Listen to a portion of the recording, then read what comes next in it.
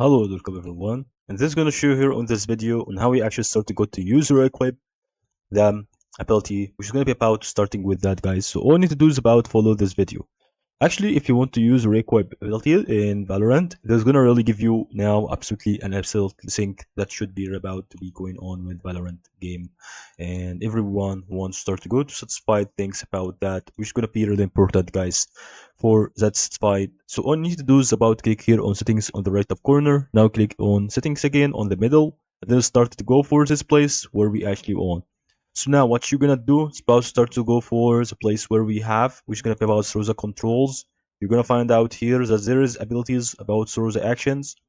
So I think actions can give you right quick, guys, to have to go for this one, which is gonna actually about this one. As you can see, you're gonna have right now this equip and use. You can use it with C ability 1, Q ability 2, E ability 3, X ability 4.